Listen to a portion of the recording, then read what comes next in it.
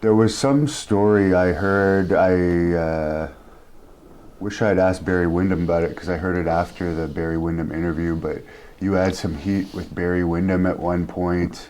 Yeah. And you had asked Blackjack if he would mind if you challenged him to a fight or something, because Blackjack was Barry's father. That's very true. I went to Blackjack because I knew we were really good friends, you know. And Blackjack, you know, later on in his life, you know, he's on this major lawsuit that we had going on, and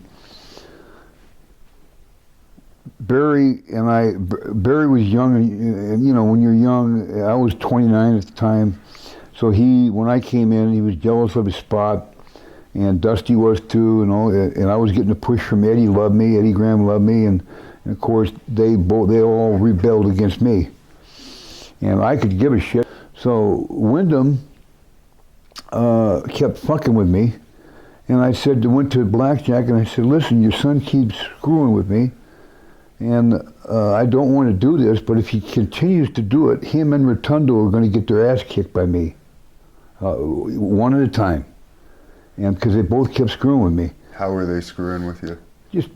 Well, here's what they did. You tell me what you would do as a wrestler if someone did this to you. You got your hat that I seen yesterday on, and you come over. Cowboy hat. Yeah, it's a nice hat. I liked it. It's a good gimmick. You put your hat down, you go in to wrestle in the ring, you come back in, now your hat's in the toilet with shit in it. What would you do? I would find out who did that, and they'd be in a lot of trouble. Okay, that's what happened. Prior to that happening, I went to Blackjack Mulligan, and I asked him, if he does this one more time, keeps fucking with me, I'm going to knock the shit out of him, you know? And so I come back after my match, and here it is. My hat's in the toilet with shit, but it said, a note that was written on it said, Billy Jack Haynes, Billy Jack after he gets the shit beat out of him. So I took the hat up, and the only witness that was there went on record with Brickhouse Brown. And so I picked it up and I put the shit, you know, I put the hat down. I said, who done this? And Brickhouse Brown goes out this here to Windham, you know. I said to Windham, and Windham goes, oh, come on, man, you can't take a rib. And so I said, you got 2 seconds to defend yourself, man.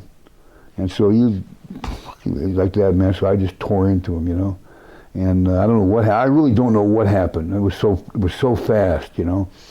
But I ended up knocking him out, picked him up by the hair and rammed his head into the sink, and just smashed his fucking head into the sink.